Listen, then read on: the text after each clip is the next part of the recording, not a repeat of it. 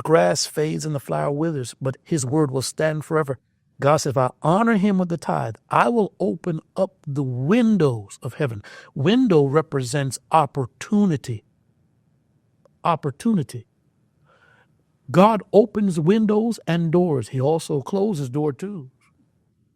And when God closes, you don't want God to close doors on you, because when he closed that door in that ark, nobody can get in. Right. If God closes the door, it's shut. You do whatever you want to, but you're not getting in. But if God opens the door for you, no weapon. Because he opened the door. And if the devil could close the door, then the message it would send is that the devil has more power than him. Sure. So I want God's doors open for me.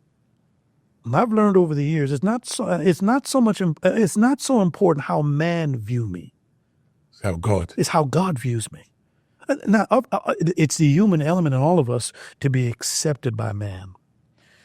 But that's not where we should park. The issue is, does God accept us? So my blessings come from him. All of my help comes from the Lord. So when I understand that tithing opens up doors and windows of opportunities for me, then I won't play games with that, because to be blessed in this life, you're going to need favor. You're going to need some doors open for you that you don't deserve to have open for you. Above all, you're going to need favor in this life. Have all the money you want. But I've learned something about money. Money is tricky. Money has a way of disappearing. But once God opens a door for you, a window for you, no man can close it. And when God opens a window of opportunity, what's flowing through it as far as your resources, no man can shut down. Right.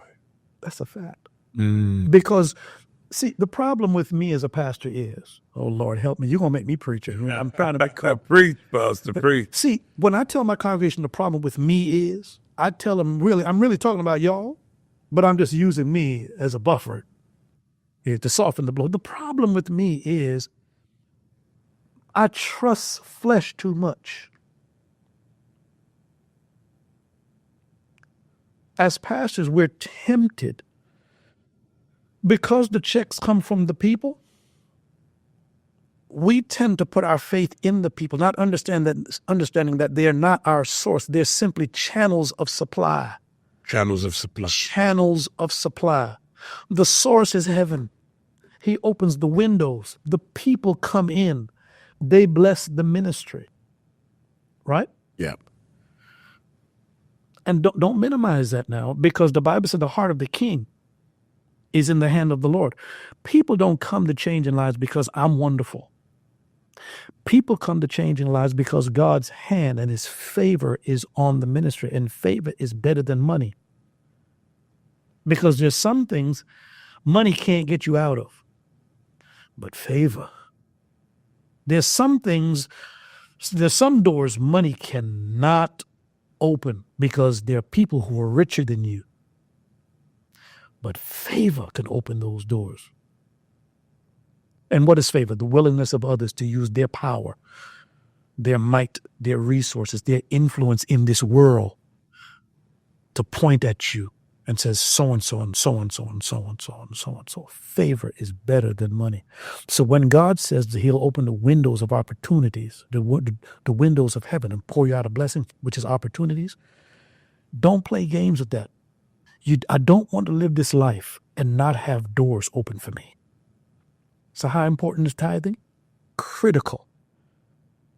Pastor Yes and I don't play with it. If you hand me $1,000 at the end of this podcast, it's great job, Pastor. No, you're not going to do that. But let the Lord lead you. Teaching purposes only. It did do that, right? The moment I get to my house, I'm going to count those $10, $100 bills. And the very first thing I'm going to do is I'm going to separate it and put it on my dresser. Label it, tithe. Then I may break off $50 or maybe put another $100 as the offering. And I'll put the other $8 in my pocket. What have I done? I freed myself from the tithe and offering. Number one, I've honored God. That keeps my favor window open because I've honored him. I freed myself from that. Why is it important to say it that way? Because if I keep the $1,000 in my pocket, I'm liable to spend it. Sure. But when I separate it, I freed myself from it. Now there's no temptation to spend it because I don't have it. It's somewhere else. What I've learned over the years is that God pays attention to these types of things. I like to put it this way. God keeps good books. Right. God keeps good ledgers. He sees when we separate the tithe and the offering from our money. In Scripture, he says, you've robbed me in another place. And he says, you've put what belongs to me amongst your own. God's tithes and offering does not belong in your bank account unless you have direct deposit or you have a check and you deposit it. The moment it clears, separate it because there must be a separation. Is that a big deal, Pastor? It's not a big deal. It's semantics. It is not semantics. God pays attention to the details. Right. So really, I pray for people that don't tithe, but it's a limited prayer. I'm not praying for God to bless them. I'm praying that God will give them the grace to see that they need to obey what he has put in place and return what rightfully belongs to him. Wow. This is some powerful nuggets. We're speaking about tithing and offering, and I'm telling you, this is impactful. Why don't you ask someone to join in, send the link to them, and subscribe, because we're learning some very powerful truths. So the offering, Pastor, is that really free will? There is no criteria on the offering. I can give $1 or I can give $1,000. Is there no sort of benchmark on terms of what the offering should be? No, well, as far as dollars are concerned, no. As far as your heart is concerned, yes. I would dare say that when it comes to tithing and offering, the thing that's most valuable to God is the offering. More than the tithe? More than the tithe. The tithe, you are obeying him, so you're going to be blessed. The offering, he looks at differently because it's a free will gift. He's asking you for an offering, but he doesn't tell you how much to give. It's a heart thing.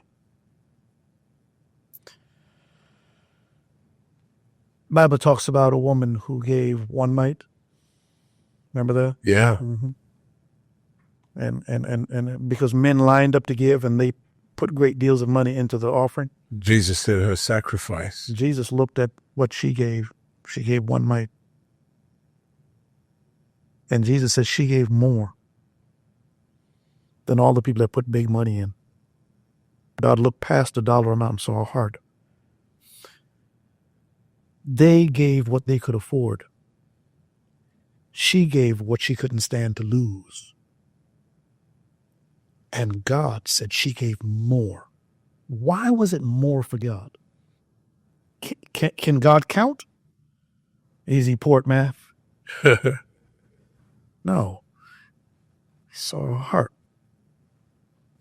And she gave it from here. And even though it was less than what everybody else was giving, it was all she had. Now, I'm not suggesting that you give all your money. Sure. I'm simply saying the offering comes from here. You understand what I'm saying? When you gave me the $1,000, right? And I took out the $100, that's the tithe. I have a decision to make on the 9. How much of the 9 am I going to contribute? I can contribute $1 and it would still be appropriate. But it would say something to God about my heart. When I peel off another 100 and said, that's the offering. Wow. I mean, what that says to God is I mean something to him. Let me say something else about the tithe, because a lot of believers don't understand that the tithe is not just 10%. The tithe is much bigger than 10%. The tithe is not just 10% of the thousand. If you gave me $1,000, the tithe is not just $100. The tithe is the first $100. When I teach this at the church, I put 10 men on my stage, and I hand them each $100. And what I do is I have them all hold $100 up in their hand, and I teach my church, and I ask them, which one do you think is the tithe? Some people say it doesn't matter. I said, it does matter. They're all $100. Which one is the tithe? Because they're all $100, Pastor. Aren't they all the tithe? Sure. No. Only one of those men are holding the tithe. Which one is it? The very first man. See, the tithe is not about money. The tithe is about honor. God has this little issue about being second or third. God cannot be second. He cannot be third. He must be first. The tithing principle goes this way. It's personal to God. You must understand that. Why? Because Jesus is God's tithe. When God wanted the world, he tithed Jesus, his firstborn. That's deep. He couldn't have gotten us without the tithe. That's why Jesus said, is there any other way? Do I have to go through this? God said, you have to. You're the tithe, for God's sake. It's the principle of one for many. It's the principle that says the first governs the rest. The first $100 bill governs the other 9. What we do with the first $100 bill has a lot to do with how the other 9 play out in our lifetime. Don't think checks. Think lifetime. What we do with the first $100 bill has a lot to do with how the other 9 plays out throughout the course of life. The principle. It's a principle with God. One for many. It's the principle that says the first governs the rest. And God says, if you don't spend the first $100 on the light bill, don't spend it on the mortgage, don't spend it on the car note, because GMAC does not have the power to bless the other 9 bills. I have the power to blow on the other 9 bills.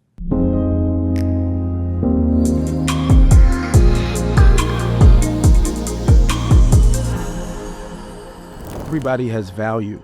And so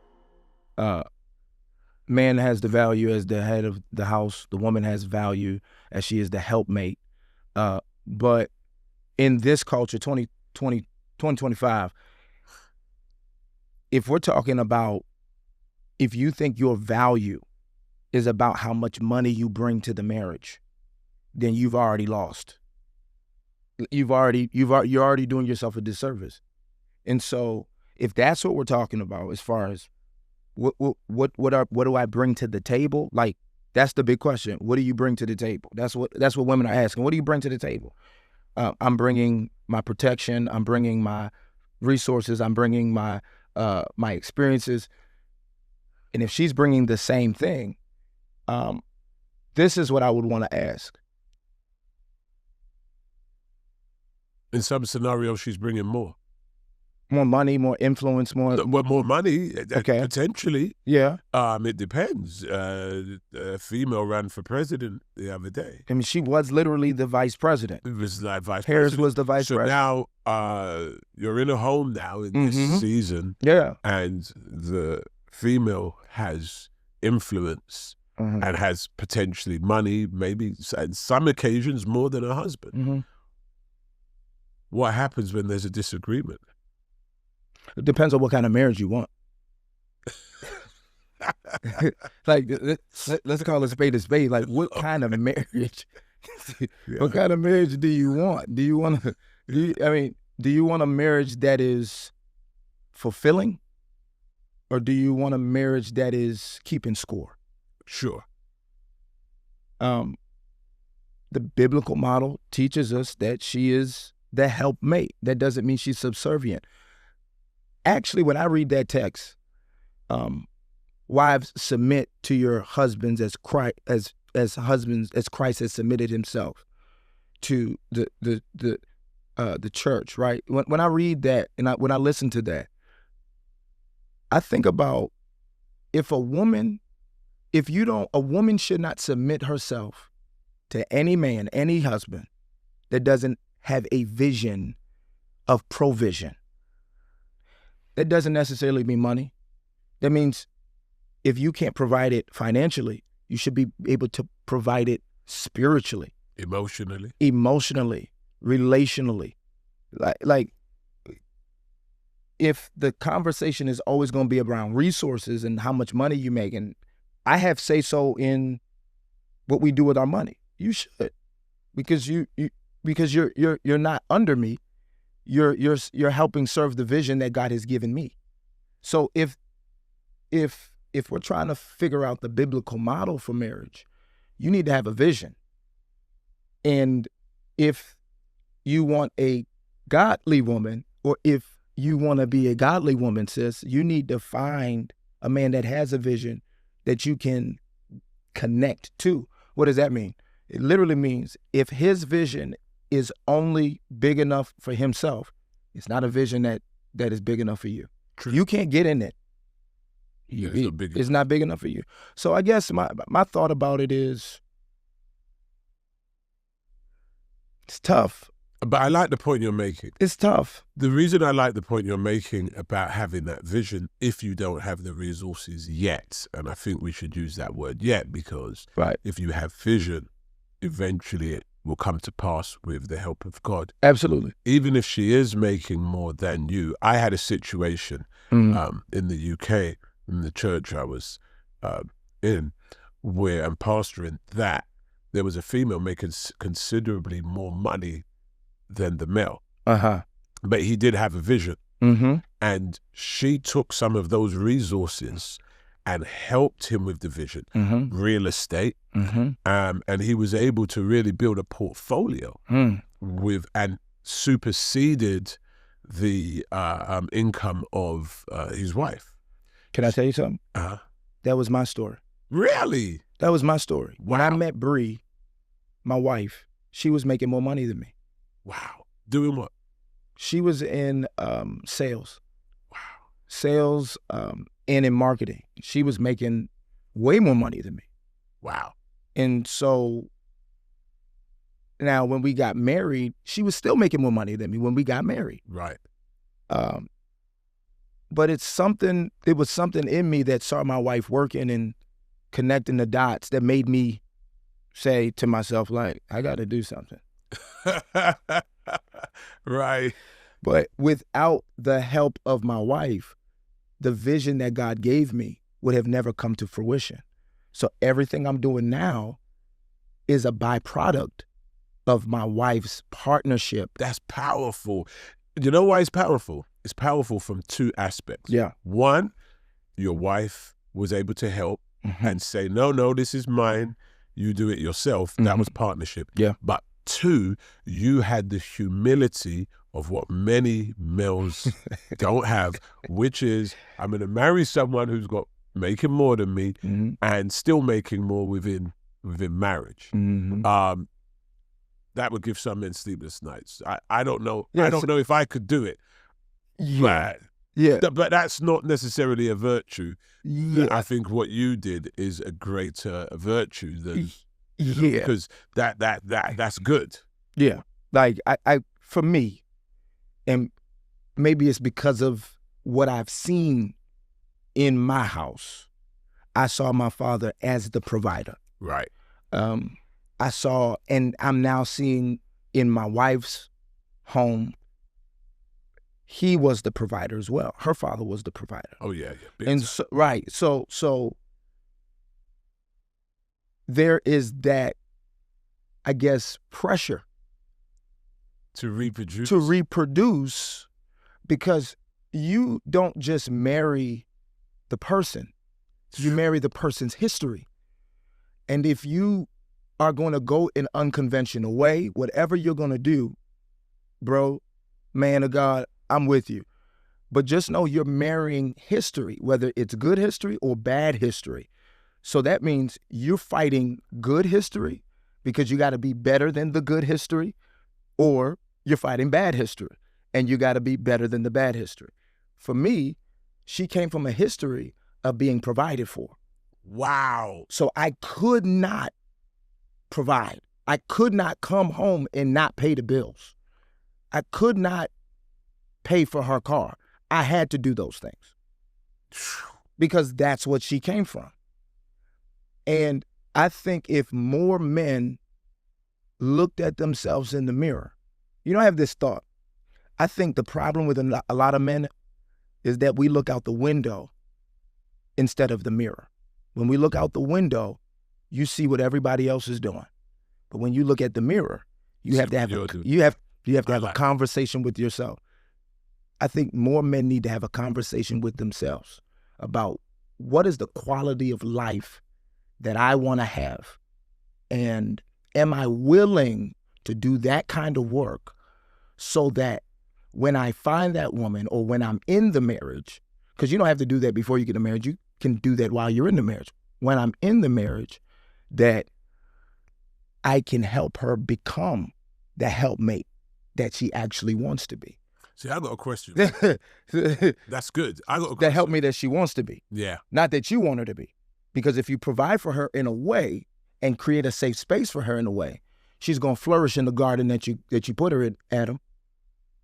Absolutely. But I want to ask you, and also it takes a level of humility as well. Yeah. And also a level of virtue, I believe, from your wife to say, I'm going to be patient and then watch you grow. Right. Because some females would be, they would use that as a, as a way to sort of dominate rather than to say, let me pour into.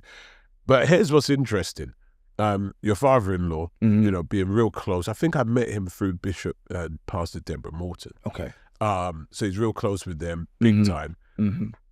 How did he feel, or did he know about you marrying his daughter and she was earning more than you, or was it not an issue? Obviously, at that time, I don't think he knew. Okay. But I think he saw potential. That's good. Right? And so he could see what it could be. So he knew that I was a person of high character and I came from good stock. And aspiration. Right. So it wasn't a matter of if, it was really a matter of when for me. Sure. So that's what I would probably say, that he didn't know, but he knew the trajectory. He knew the trajectory. Yeah. And he he's knew wise. He's wise. He knew. Yeah.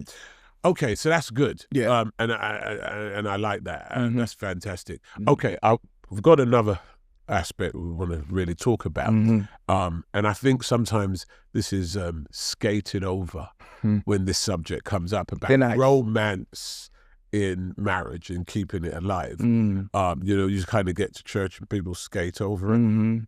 People are watching. And how is it, again, myself as well, and I'll put in here, but in terms of being married, when you're dating, and I met my wife when I was 18, and what? Yeah, real young, got married at 20, and wow. Basically, how do you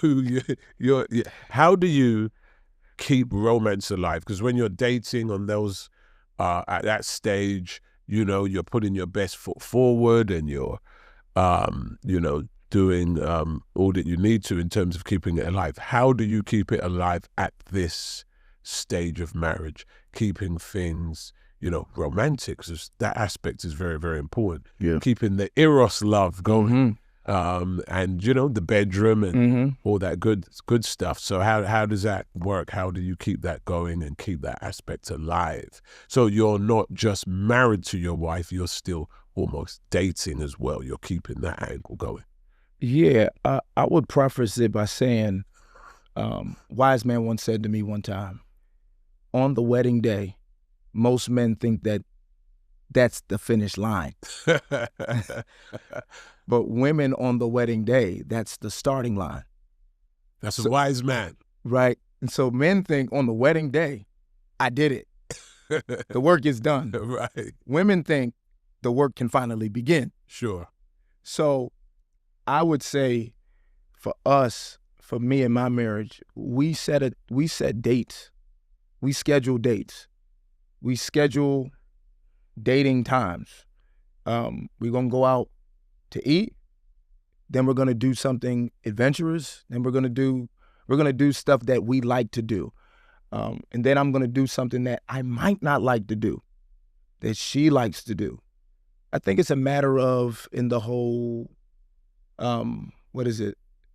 The love languages. They say you got to fill your partner's love, your partner's tank. Yeah. And so for my wife, I know her love language, and love languages change. Like, the wife that she was at 27 is not the wife she is now.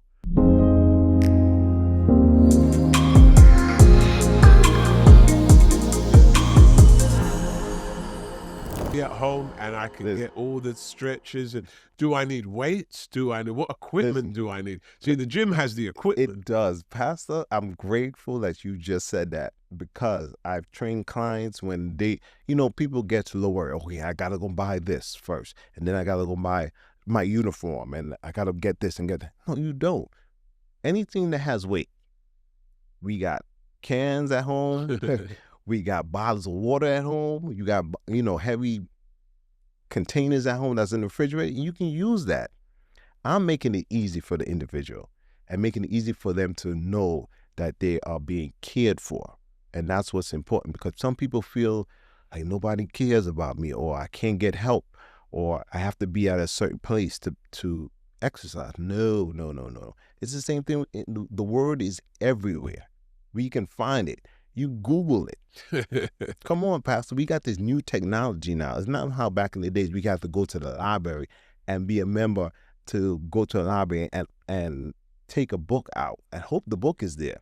Now we just have to Google it up and then it pops up. Yes. So you made it easier as well. Oh, man, listen, do that. Making it easy for them. Trust me, because I've been there through the years of fitness.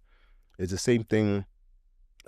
Being a fitness coach, I love to educate other coaches out there, because they want to know the business perspective. So what I do is I share knowledge with them. It's not about me getting back anything. It's about you taking yourself to the next level to help another brother or sister out. And even in the churches, because there are, I'm sorry to say this, but it's a lack of things going on in the church that's not benefiting the people. The lack of fitness, the lack of health, even though they have the health fair, but they have it once a year. And what does that do for the other people? Because they need more than that. They need it at least once a week or once a month to give them more information, because you only have a certain time and you can't give them everything. If it's like 3-4 hours, you can't just give everything in that time. So you have to break certain things down so people can get it. And that's why I shared with you that some people can get it like that.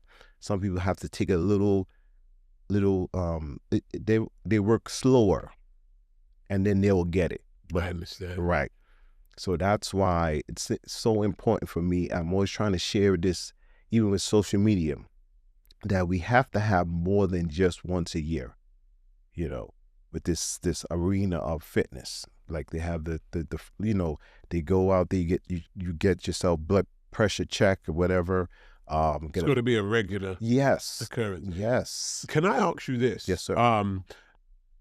So are you saying, so we have sleep, we have what we eat, we have fitness. Mm-hmm. Which one of those three is most important? Or are you saying they're all as important as each other? All is important, because it's like it's like this. Thank you, Lord. It's one body, but it has different parts. So you need all those parts to make that whole body as one. I've got to ask you this question. Mm-hmm. I'm going to give you an imaginary person. Let me call her Mrs. Jane Mm-hmm. and Mr. Fred. Mm-hmm. She works 12 hours a day, Mm-hmm. and she travels to work for an hour Mm-hmm. and back for an hour. So that's 14 hours. Mm-hmm. And then she has 8 hours sleep, Mm-hmm. according to what's recommended. So now I'm up to 22 hours. I know what you mean. She hasn't had dinner yet. Right. I know what you mean. I know what you Or mean. watched anything or spoke to the Mhm. family. And he, again, has a similar pattern. Mm-hmm. But he, I suppose a bit like myself, travels a lot, Mm-hmm. is in and out doing a lot, very, Right. very active. Where can you find the time in a pattern like that? Because obviously what you're saying, that could seem like more of an ideal, where you've got a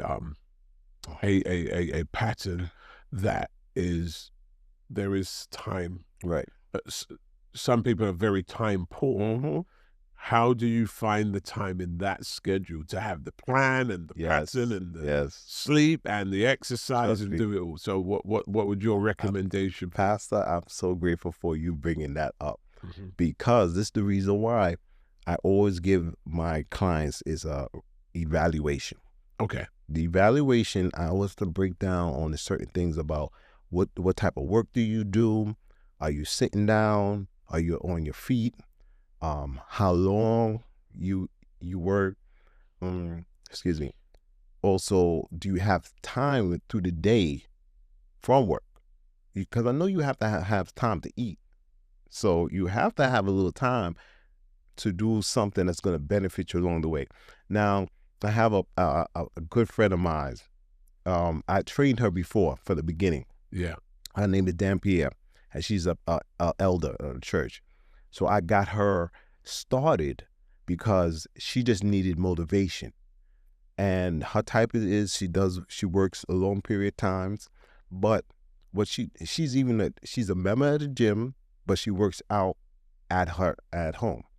But she has her little weights, so she makes sure, okay, I have a long day, I just get my 15, 20 minutes, a workout, and I'm gone.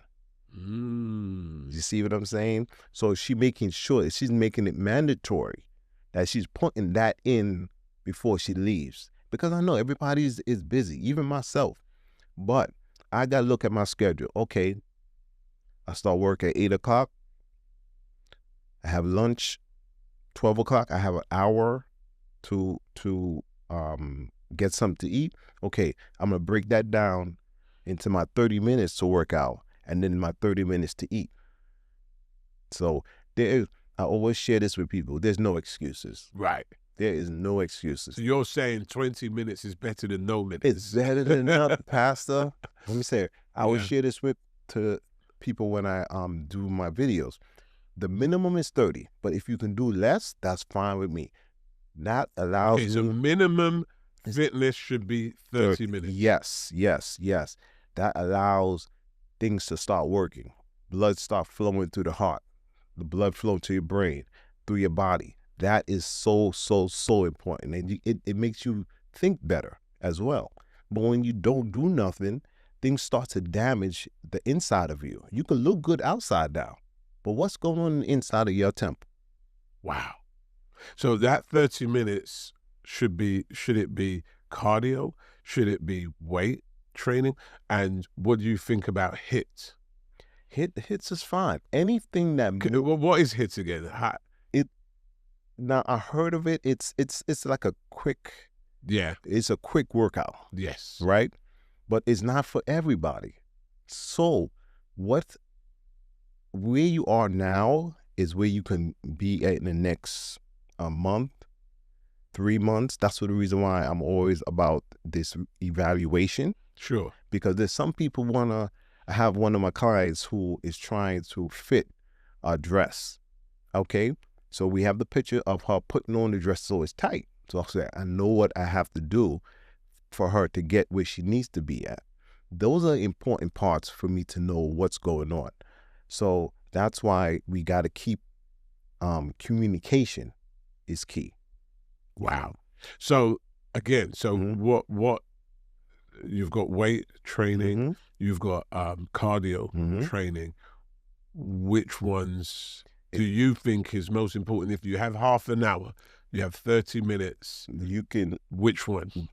It depends on the person, because sometimes some people only can work out once a week, and my thing is, once a week at least is better than nothing. But Right. at the minimum should be 2 times a week. Twice a week. Right. For 30 minutes. It can be 30 minutes. So what you can do is, it depends on the person's goals as well, but that 30 minutes, you can do 15 minutes of cardio and 15 minutes to your workout. Got it. But there's no excuses. What would a workout look like? It depends on the person's goal. I was about to say that. But some people have goals. Like when I go to the gym, Mhm.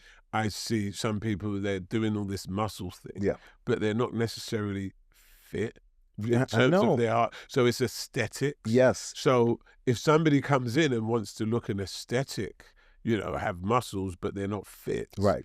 surely they should be, and as a trainer, you would be advising them, look, I want you to be fit, Yeah. rather than just to try Right. and look good, Right. You see, that's the whole thing about it, Pastor. I've been doing it for a very long time. Sometimes people go there for show.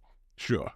For show. Yeah. Sometimes, and now what bothers me so much is because people have the social media with their phones. Oh my gosh. Before you because one thing about me, I'm very serious. Right. I'm trying to tell you, when I put on my earphones on, it's a go. Right. It's go time. People cannot, they call me Flex, because they call me, I'm Coach Flex. So, Okay, so you're Coach Flex. yes. Hear that, everyone? This is Coach Flex Yes, now. Coach Flex in the house. So they call me Flex. Yo, Flex, what's up? And then they're like, yo, you didn't hear me call him? I'm like, listen, I'm on my zone. I am on my zone. When you're working out? Yes, I am on my zone. How long do you do? It depends on what type of goals I'm striving for, because I did a bodybuilding competition years ago. Okay. My wife was there and my father. So that's another story. But the thing about it is, I had to put in about an hour and a half of workout, weight training, and the 30 minutes of cardio. In one session? Yes, How many times a week? I have to go 5 days a week. What, So- even now? No. Oh, when you was doing the When I bodybuilding. was competing. So what do you do now? I'm still in the health. I'm still doing weight training, but my goal is a little different. Okay. So you spend how long? 40. If I have the time, an hour. Okay. An hour.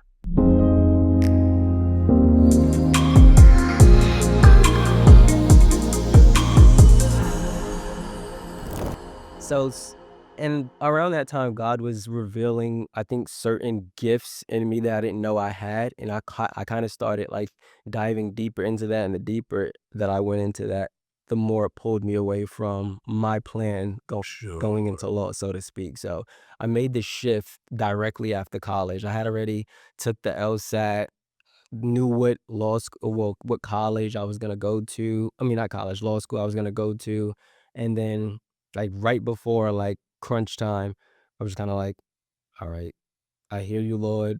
I don't understand it. Let me just make the switch. So Awesome. yeah. Yeah, that's beautiful. Well done. That's great. I want to speak about bridging the communication gap Mhm. between the younger generation and the maturer generation. Mhm. There was a research actually um, that was done, and it says that 58% of young people feel misunderstood by older generations. Um, what's your thoughts about that in terms of young people being misunderstood?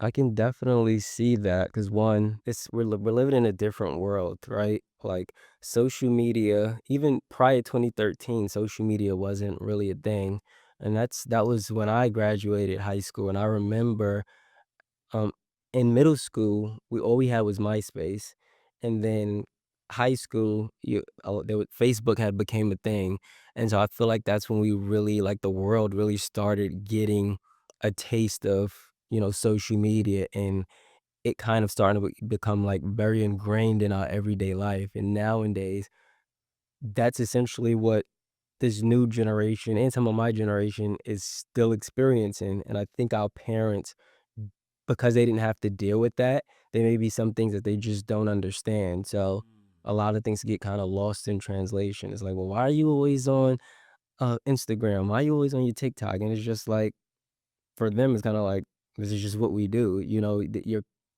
Their whole world is on that. People are barely going outside. You're just, you're talking to your friends through social media. You're seeing the world through social media in a sense, and it's kind of building up your view of what life should be and what the world should look like and how people should interact. So I think you're just kind of seeing like those two opposing sides, like trying to reconcile with each other and they just don't understand, Sure. you know. So you're saying it's coming from such a different perspective Mm-hmm. that the maturer generation failed to recognize Mm-hmm. how things may have evolved or changed or developed. Yeah. So as a result of that, they may say it's wrong, but to the generations, it's not wrong, it's just different. Mm-hmm. Is that what you're saying there? Yeah, for them, this is just life, Sure. and they're not wrong in that it is life. This is, I think the struggle with the two generations is, for like the older generations are constantly, not everyone, of course, but there's a consistent. Back in my day, we did it like this, and it's like we're not in your day anymore. Things are not run that way, and with the younger generation, it's very much so like.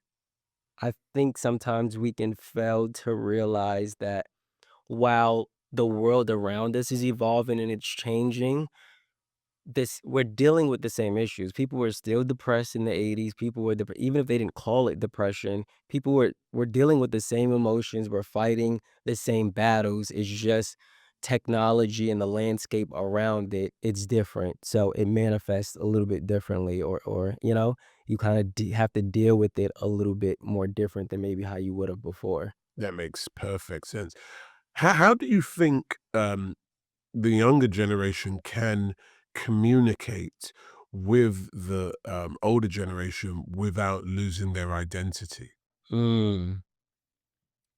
I think one, sharing perspective is always important. Like with your younger generation, I feel like you can you can put your parents, or you can put your aunts and uncles or your mentor, whoever it is, you can teach them about, social media. You can teach them the latest trends and stuff like that. Not necessarily so they can be involved in it, but at the very least so they can understand it. So now when they're approaching you, they're not coming from this foreign perspective. They're coming from a little bit more an empathetic and a place of more understanding. I That's good. I think that it starts there, like just information sharing on both ends. Sure. So information going back and forth so that there can be a greater level of understanding. Mhm. Um, what traditions or principles do you believe the older generation um, tried to instill or download to the younger generation that you think is valuable? Mm.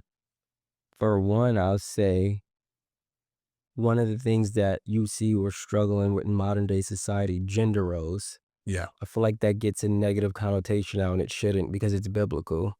God made Adam and Eve, and they had very specific functions. And throughout the Bible, man has a very specific function, and a woman has a very specific function. It's not to say one is lesser than the other, but we complement each other. And I think nowadays what you see is there's a group of women who are competing with men, and there's a group of men who are kind of like sitting down, sitting back, and not taking on the responsibility that they should. So I think that's one of the things that the older generations should definitely continue instilling in their kids and the youth in general. If you're working with kids or something, it's just allowing them to see that it's okay to embrace, you being a man, and her being a woman. Like that's how society, a healthy society should function. Sure. So gender roles for sure, and I would say coupled with that, marriage. I think nowadays there's an overwhelming majority of people who say they don't want to get married, but I think they actually do. But I think society has told them you don't need somebody to tether you down or to kind of keep you from being able to explore what life has to offer. Whereas it's like, no, this is a union protected by God. And if you embrace it, you can both build each other up. And the whole point of marriage is to save the institution of family, so it's a very special union. I don't think people realize that anymore. You have people treating their girlfriends or their boyfriends like they would their spouse. And it's like, you can love your girlfriend and boyfriend, all that is fine, but understand there is a difference. Like, you guys have not sanctified that union as of yet. So I think, without going down like a rabbit hole of that, just understanding and respecting, things like that, respecting gender roles, respecting marriage. Those are two top of mind that I feel like are most valuable and needed in today's culture. Wow, that's powerful. Absolutely agree. I think that some of these values are being lost and blurred, and as a result of that, you may get a weaker society, and that's a real issue. So I believe some of that needs to be, addressed and embraced, so that we can sort of move forward in that. What are some of the points, I can't say traditions now, but some of the principles you think the older generation can learn from the younger generation? Now, we understand that being a younger person, we're going to learn more Hmm. usually from those who are more advanced. They've seen more, they've been through more, they've experienced more. And so that's just a reality of the situation. However, there are still learning curves Yeah. and learning points that can be adopted and actually can help the shelf life as well. I was speaking to or on the phone with two bishops, and um, notable, and one of the things they said on the phone was that the younger generation helps them stay relevant and helps their shelf life and gives them vitality.